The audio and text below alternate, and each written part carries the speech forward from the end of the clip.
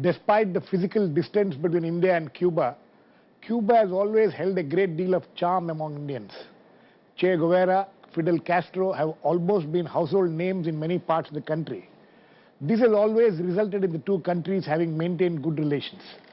However, the relations between Cuba and the United States, which had been frozen since 1961 as the two Cold War rivals severed diplomatic ties in 1961, had affected Cuba being part of many developments in the world. Last December, a change has been heralded, with the United States deciding to resume diplomatic ties with Cuba. Meanwhile, India, which has always wanted better ties, especially economic ties, has been handicapped by the US embargo. Now that it is likely to be lifted, India can expect opening up of avenues. Meanwhile, the Cuban first Vice President, Miguel Diaz-Canel Bermudez, has arrived in India today on a 3-day bilateral visit. How will this visit improve the ties between the two nations, and can we expect the momentum to pick up in various fields? What is the political and diplomatic significance of the visit in the context of India and Cuba being close partners in the non-aligned grouping for a long time? We will discuss all this today with Bhaskar Balakrishnan, former Indian ambassador to Cuba, Professor Abdul Nafi of Center for Canadian, US and Latin American Studies in the JNU, Nilotpal Basu, Central Committee member CPIM, and KP Nair, consulting editor, The Telegraph. I am also joined by my colleague Akhilesh, who will be telling us about what this visit is all about. Welcome to all of you. Akhilesh, first to you. What is on cards during this 3-day visit of the Cuban first Vice President? Actually, Girish, what has happened today that Cuban Vice President has already met Vice President Mohammad Hamid Ansari, but he is again going to meet him in the evening, where banquet is to be hosted in the Hyderabad house. And whatever agreements has to be signed, it will be signed on that occasion. But in the meantime, the Cuban Vice President has met Prime Minister Narendra Modi and President Pranab Mukherjee. So you can understand that the basics of the visit has already been decided. And what is going to be happening in the evening, it will be symbolic in nature, because one of the major agreements that is going to be signed is of consular nature, because even the diplomats don't have the visa exemption between India and Cuba. So this is the one agreement that is going to be signed in the evening, that Indian diplomats will visit Cuba anytime as they wish. And Cuban diplomats will also visit India anytime as they wish and according to their work. And another agreement that is on card is between in the pharmaceutical and healthcare sector. Because, Girish, you know that Cuba is one of the major countries which have very affordable and very well established healthcare system. And India wants to take advantage of that healthcare system in India, because, as you know, the government's healthcare system is always criticized by everyone, even in the outside and inside the country. So I think one of the major agreements that may be signed in the evening is the healthcare system. Another is related to biotechnology, and biotechnology, India has some expertise in biotechnology, and Cuban wants to get advantage from this biotechnology. And as you are saying that there is no impediment between payment crisis between India and Cuba, so I think India has crossed that bridge, that there was a payment crisis, how Cuba will pay and how India will pay. So this, after lifting of US sanctions, this crisis has been overcome, and this is going to be one of the major jump in the two nations as far as economic relations are concerned. And one of the major things that is oil. Cuba has a major oil resource in its coffer, and once these impediments are over, I think India can get advantage of Cuban oil. Girish. Okay, thank you, Akhilesh. Thanks for joining and telling us all about it. Mr. Balakrishnan, how significant is this visit? Well, as you said, this visit is taking place at a very interesting time. First of all, of course, there is a thaw in the relationship with the US, which started in December and which is continuing now with negotiations directly between Cuba and the US. Secondly, there is a phase of economic reform in Cuba which has been launched some months ago, and at the same time there is a kind of leadership transition taking place in Cuba, with Raul Castro, who's 84, who is likely to hand over in 2018 to the next generation of Cuban leaders. And the top of that list is first Vice President Miguel Diaz-Canel, Okay. who's visiting India. So this visit is very important for India and Cuba to establish contacts at the next level of Cuban leadership. Okay. Mr. Balakrishnan, as far as the Cuban-US relations are concerned and what kind of impact it will have on India, as far as US is concerned, are they, I mean, there have been two rounds of talks between the two countries, and the third meeting has also taken place. But how keen are the US to ensure that this resumption is done rapidly, or do you think that it will take much longer time? Well, the moves made by President Obama, who carried out secret negotiations with Cuba to reach this stage, they have already created a lot of opposition, especially among the Republican parties in Congress. Right. So the hardliners in the US are saying that they will block this process. But President Obama is convinced that the Cuban American voters, the new generation of voters, are going to be happy with this process. And outside of Florida and the other states of the US, there is a big business lobby which wants normal business ties with Cuba. They see many advantages and jobs created by this process. Right. So this will take some time, but it will be a steady move. Meanwhile, at the 7th Summit of the Americas next month, Panama has invited the Cuban leadership to come. Now, normally this would be strongly opposed by the US government. But in this case, the US administration is willing to let Cuba attend this summit, although there is strong opposition from among the Republicans in Congress. So opinion in the US, there is still a battle going on, but I think over a period of time, things will move. Okay. Nilotpal, how do you see this? As far as India is concerned, you think that by making this kind of Indian Vice President was in Cuba in 2013. Now their Vice President is here. What kind of a relationship do you envisage? I think this visit is very positive in the sense that, as you rightly pointed out while prefacing this discussion, that the traditional spectacle is that huge hug between President Fidel and Indira Gandhi at the time of the summit of NAM in New Delhi. In 1983. Now you see, it is very true that ultimately the United States have also perhaps realized that what they were doing towards Cuba is counterproductive. First of all, this is a region where Cuba plays a very important role. Today, if you see the whole of the Latin American and Caribbean region, Cubans have a tremendous political and, more importantly, moral influence on the region. So that way, I think normalizing the relationship, whether the first steps have been taken, that Cuban 5 have been released, but on many other fronts, I think they have to go ahead. But I think it makes perfect sense because Cuba, for example, your reporter was pointing out that in the sphere of health, similarly in the sphere of education also. In fact, the whole sphere of human development, the Cubans have done exceedingly well, and their model is very cost effective. So for a country like India, I mean, we have to draw lessons. Secondly, Cuba has opened up in a big way its tourism, and I think with the Indians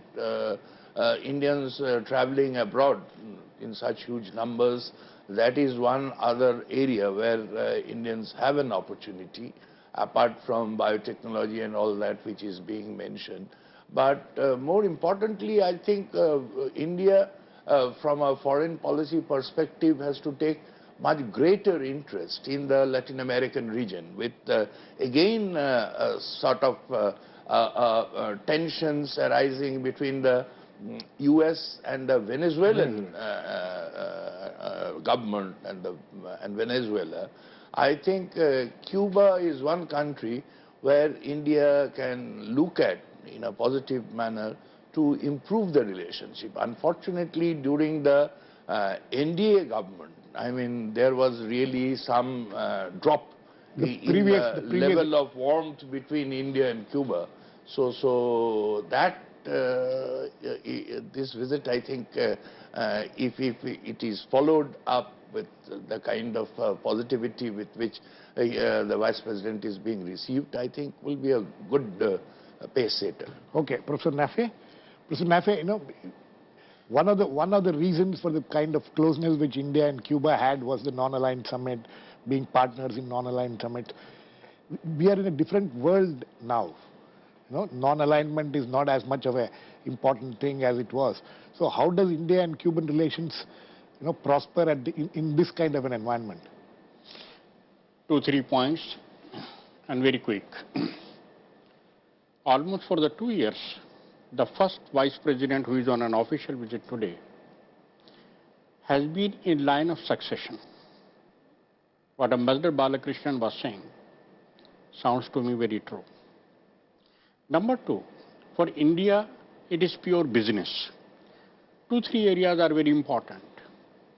Not many in India know the tremendous achievements Cuba has made in the field of medicine and biotechnology. We were not able to actually engage Cuba in science and technology because of the US embargo.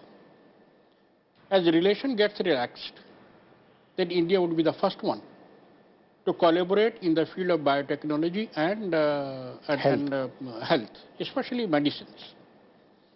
Number 2, again, Cuba is sitting on huge oil wealth. Deep waters of Cuba, and then you follow coastal Venezuela, Suriname, French Guiana. It's a huge oil. Already OVL, our Videsh, ONGC Videsh is there. I think for us it is pure business, especially in the field of science and technology and energy. Okay. KP, is it pure business? What is it?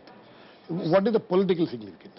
You see, my reading in diplomatic terms in the context of the Cuban first Vice President's visit is that of a long-distance runner who has been ahead of the race, of the pack in every lap. But in the final 2 laps, we, India being the long-distance runner, has yielded ground and lost the race, you know.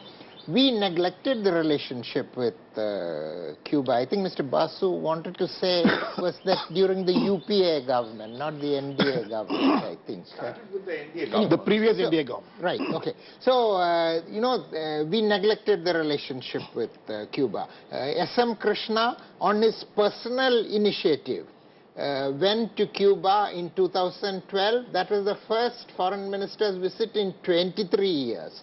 So this has happened in Cuba. This has happened in Iran. It's now happening in Iran. Once the United States and the P5+1 signs the deal, you know, we neglected the relationship with Iran.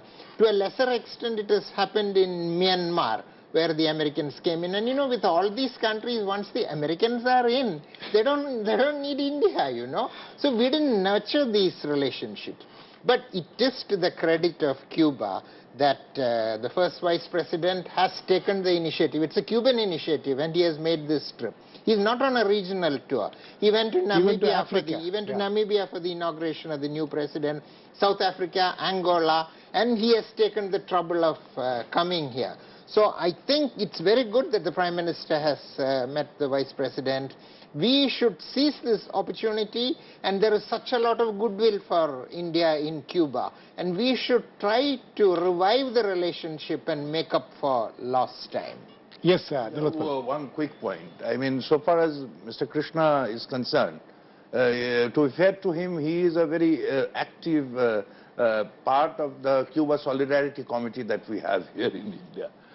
Secondly, I think Mr. Nair is making that point very correctly, because you see, Cuba today has come to enjoy a lot of, moral sympathy and support all across the world, because they have made not just achievements in health, but health as a major component of their foreign policy and diplomacy.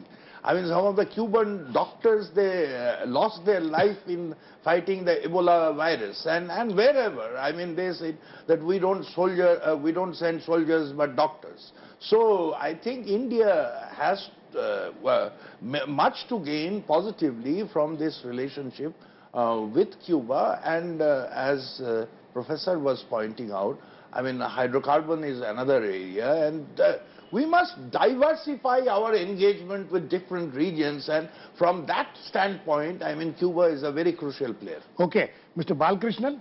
Mr. Balakrishnan, do you agree with KP's assessment that, you know, and also Nilotpal was saying that there was some amount of neglect in between the Indian, in the relations with Cuba, and why, if there was neglect, why did it happen, and if it has been, you know, if the relationship has improved, why and how has it been done?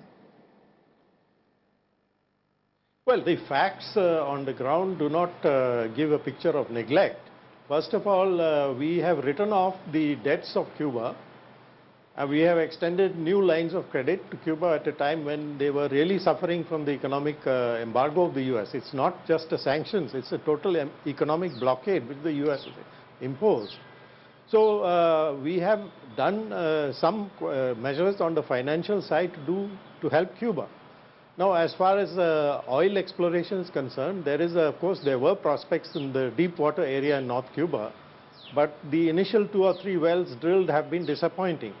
So now the international interest is focused on the near onshore part of northern Cuba, where there is drilling going on, and that seems a bit promising, although it will be heavy crude.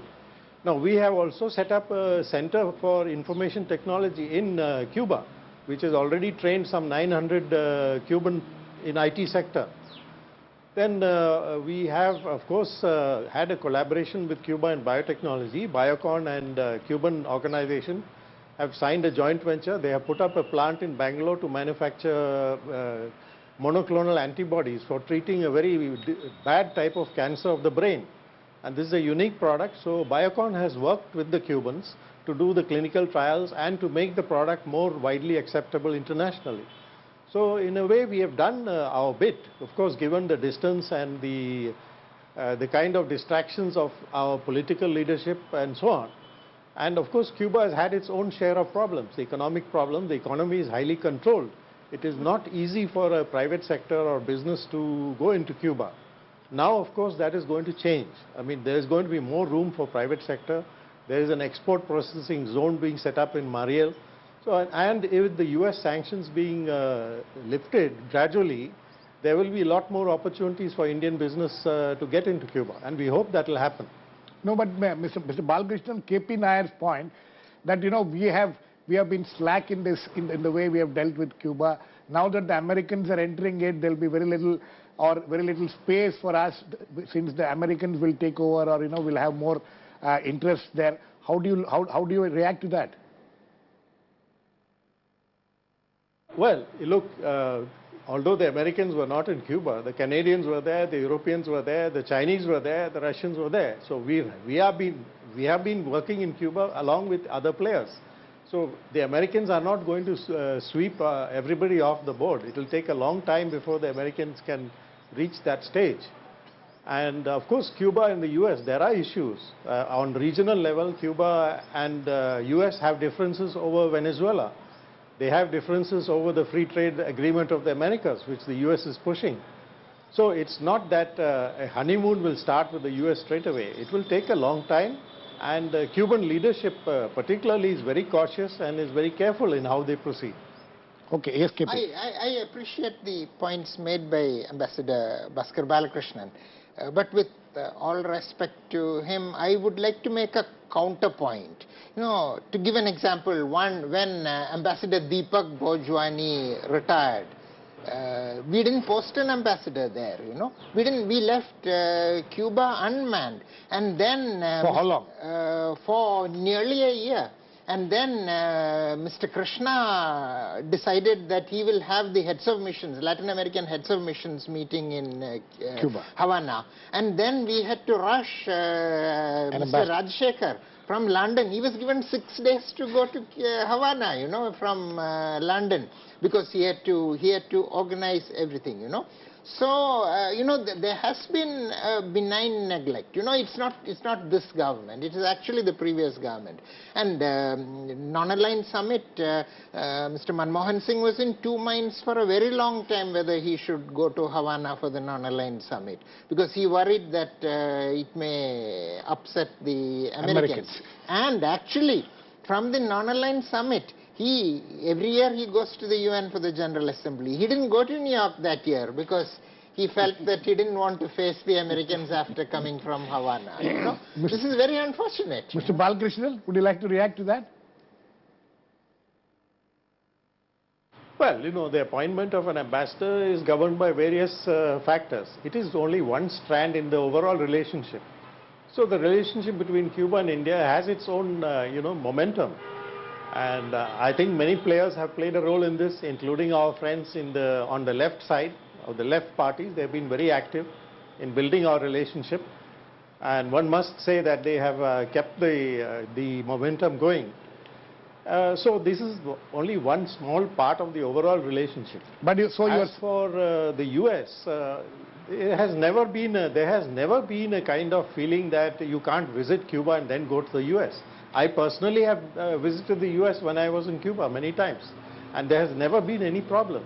So the US recognizes very well that you know, diplomatic relationship, countries are free to have diplomatic ties with others, and they don't hold it against you. It is only when you make statements or you do something which affects their interests, then of course there is a problem.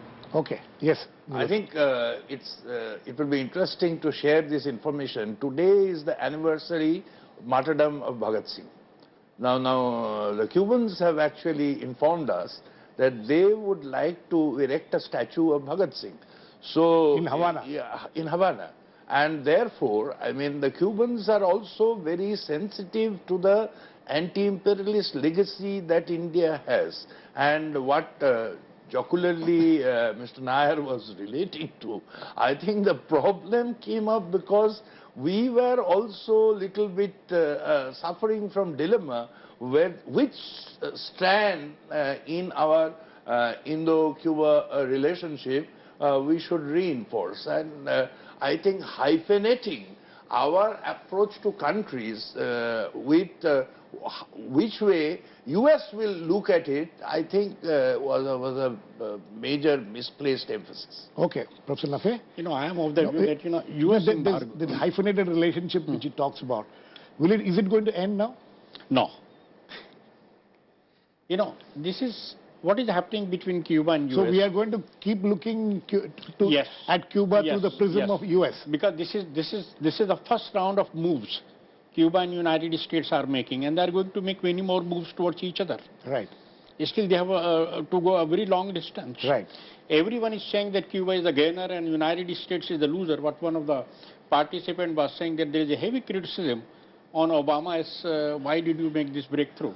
But I am sure there is a more American conditionalities are going to come very soon. Sorry? More American conditionalities will be put before More Cuba. American conditionalities. Yes. KP, you know, what is the kind of resistance Ambassador Balakrishnan was talking about, the Republican resistance there? You think that, you know, it will be overcome now with both the Congress being heavily pro-Republican, I mean, with a Republican majority? How much will Obama be able to push this day? Actually, today is a very bad day to discuss Cuban-American relationship because Senator Ted Cruz, the Texas Republican, the Tea Party favorite, who's determined to roll back Obama's initiatives on Cuba, has just today decided that he will run for the 2016 election. Okay. You know?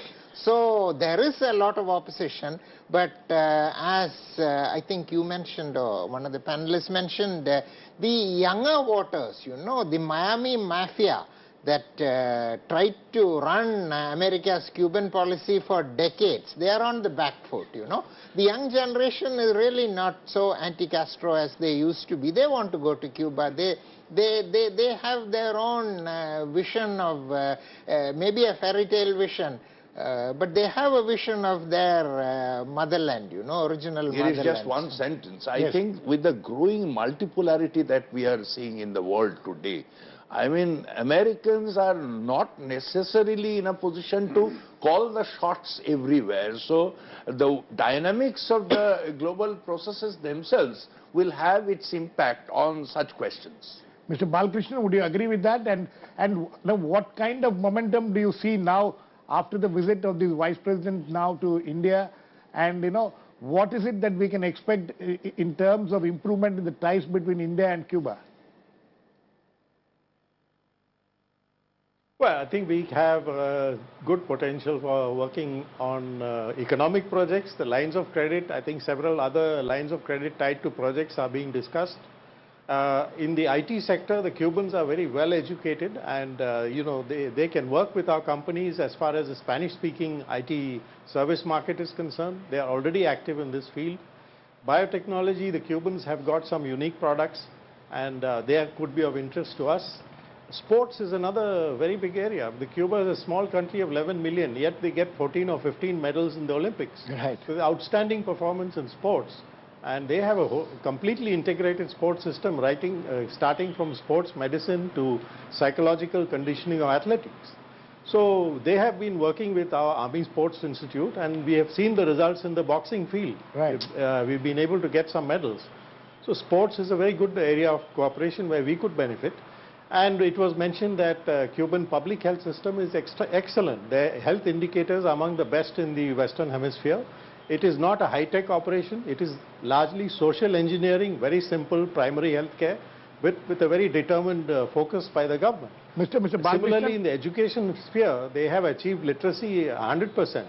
Right. So they have programs whereby they are helping other countries to achieve 100% literacy. Mr. Some Balakrishnan. of these programs could be of interest to us. Mr. Balakrishnan, very quickly, what is it that Cuba will expect from India? Because, as far as diplomatic relations are concerned, can India, help in quickly that isolation which Cuba has felt all these years?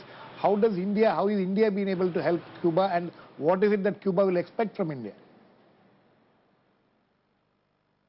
Well, Cuba is looking for more Indian investment in Cuba, especially when they are opening up some new avenues for investment. They would like more Indian investment to come into Cuba. Now, this will have to be worked out. They are interested in getting Indian companies into the oil and gas sector. So OVL will probably take a second look at it. During my time there, OVL had started the whole operation. But then now they feel that its prospects were not so good. Maybe they'll look at it again. And of course, in the IT sector, the cooperation will continue because the Cuban base, manpower base, is excellent quality. Okay. Professor Nafe, very quick last words. The improvement in relations. I think one area we have... And any political or diplomatic expectations of the Cubans as far as India is concerned? At the political diplomatic level, Cuba would be among the leading limelights of these new countries, India and South Africa and Brazil and some of these emerging, pushing for multipolarity. Yes. A Cuba without embargo is going to be politically very active, more so in Latin America. I think it is in the very nature of the Cubans.